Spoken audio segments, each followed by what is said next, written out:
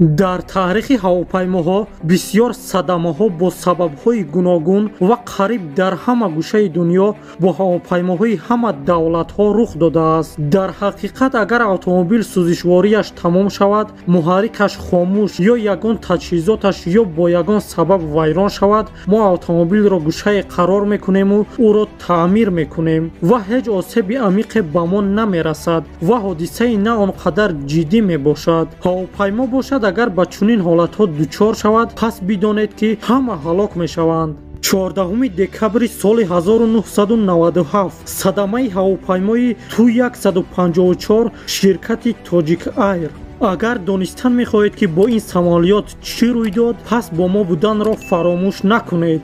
самолиёт рейси 3183-ро аз Хуҷанд ба иморати Шарҷаи Араб анҷом медод. дар ҳавопаймо 86 нафар, 7 экипаж ва 79 мусофирон буданд. дар миёни онҳо афроди маъруф дар Тоҷикистон, аз ҷумла муовини раиси кумитаи андози Тоҷикистон Аъзам Неъматов, раиси ширкати ҳавопаймои Суғд Абдураҳмон Алиев, ноиби ректори донишгоҳи тиббии Тоҷикистон Абдусалом Баракаев ва футболбоз Ориф Бобохонов низ буданд. ҳавопаймо ба сӯи фурудгоҳи Дубай парвоз мекард. ҳолати ҳавопаймо ва экипажу мусофирон бисёр хуб буд.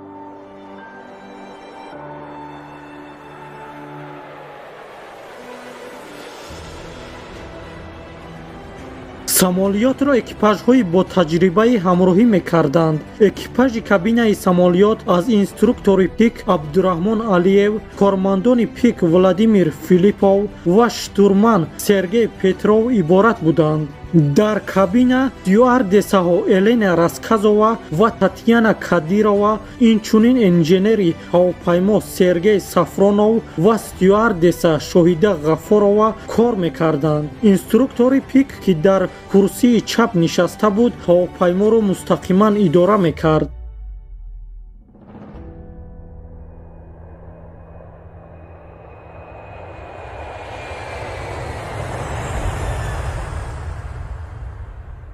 ҳангоми ворид шудан ба фазои ҳавоии Иморати Муттаҳидаи Араб, экипаж бо контроллери наздикшавӣ дар Дубай тамос гирифт, зеро дар Шарҷа радар вуҷуд надошт ва ҳама наздикшавӣ ба он бо истифода аз радарҳои назоратӣ дар Дубай назорат карда мешуд.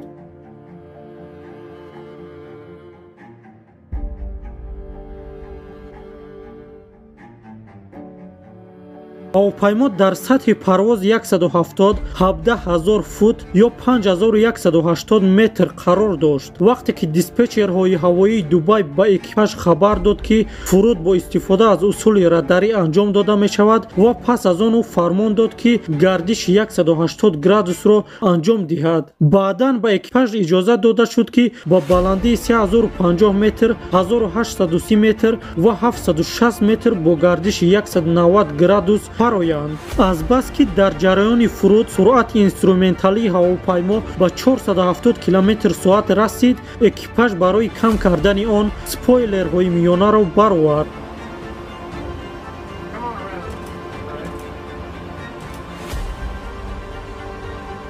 вақте ки командири экипаж фармон дод ки ҳавопаймои Ту-154 20 километр дуртар аз фурудгоҳ ва дар баландии 1390 метр қарор дорад, ҳангоми гузаштан аз баландии 1054 метр диспетчер бо экипаж тамос гирифт ва ба онҳо иҷозат дод ки то 457 метр фароянд. экипаж ахбороти расидаро тасдиқ кард ва пас аз 5.5 сония штурман ба командир дар бораи ишғоли ин баландӣ нақл кард. ҳама фармонҳои фаромадан аз ҷониби контроллер пеш аз фуромадани ҳавопаймо ба баландии ҳадафи қаблӣ дода мешуд. аммо агар дастурҳои қаблӣ бо тавзеҳот дода мешуданд, пас аз ин тавзеҳот дигар дар фармони ба 457 метр фаромадан набуд. пас аз фаромадани тӯлонии қаблӣ, ин метавонад боиси стереотипи экипаж дар бораи фуромадани доимӣ шавад. илова бар ин, шакли фуруд ки мувофиқи он диспетчер роҳбарӣ мекард, экипаж мухтасар шуда аз схемаҳои стандартӣ фарқ мекард, ки ин ҳам кори лётчикро душвор мегардонад.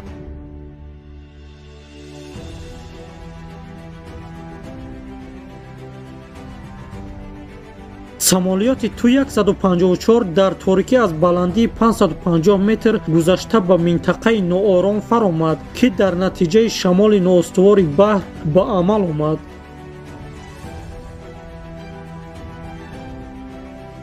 экипаж ба диспетчер дар бораи ба баландии 1500 фут расидан хабар надод. ҳавопаймо дар як вақт масофаи 190 градусро тай карда аз оғози хати парвоз дар масофаи 15,7 километр дар баробари азимути 108 градус буд. ҳамин ки аломати ҳавопаймо дар локатор дар баландии 1500 фут пайдо шуд, контролери наздикшавии Дубай бидуни мунтазири гузориши экипаж дар бораи ишғоли ин баландӣ фармон дод ки гардиши 270 градус барои фуруд дар фурудгоҳи Шарҷа дар хати парвози Си бо истифода аз системаи ELS ин охирин тамос бо ин ҳавопаймо буд.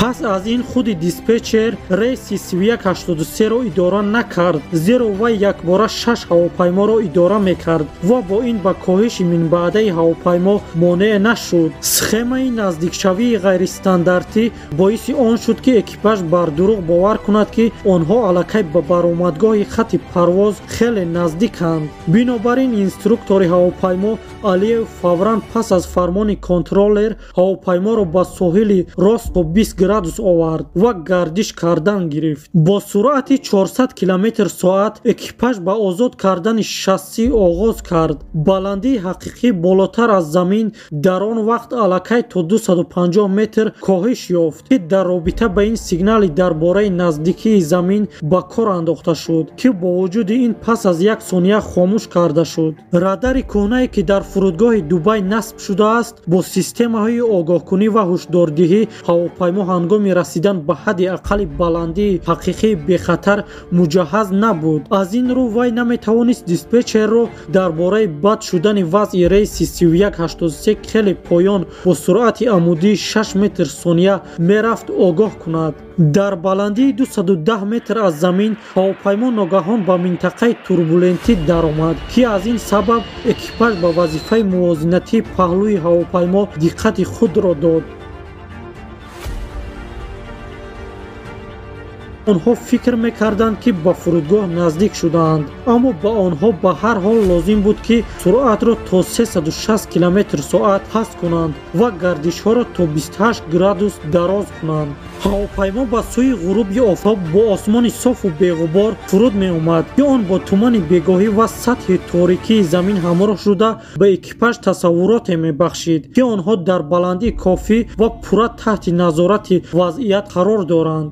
диққати худро ба фуруд омадан равона карда буданд. ҳангоми аз баландии 60 метр гузаштан дар кабина сигнали баландии қарор ба кор даромад, ки баъди чанд сония экипаж Филиппов, ки дар паси кабина нишаста буд, баландии 100 метрро нишон дод ва пас аз 3 сония фармон дод не кам кунед. аммо экипаж ягон чораи таъҷилӣ надида буд. дар масофаи 13 километр аз хати парвоз самолиёти Ту-154 бо суръати 370 км дар як соат ба замин афтида тамоман фурӯ рафт ва сӯхт. дар натиҷаи зарба як узви экипаж аз кабина берун ҳаво дода шуд. ӯ сахт маҷрӯҳ шуд, аммо зинда монд. ҳамаи 85 нафари боқимондаи ҳавопаймо ҳалок шуданд. тафтишро комиссияи управленияи авиасияи граждании Республикаи Муттаҳидаи Араб бо ҷалб намудани мутахассисони округи маъмурии Ленинобод, Ҷумҳурии Шӯравии Социалистии Тоҷикистон ва Комитети байнидавлатии авиасионӣ гузаронд. тибқи хулосаи онҳо, садама дар натиҷаи нигоҳ доштани баландии охирини додашудаи пик ва бидуни дарки вазъ дар парвози идорашаванда идома додани фаромадан, инчунин вокуниш нишон надодан ба сигнали баландии хатарнок рух додааст. хайр бародарон, то наворҳои навбатӣ. ин буд таърихи садамаи самолиёти Тоҷик Air дар соли 1997.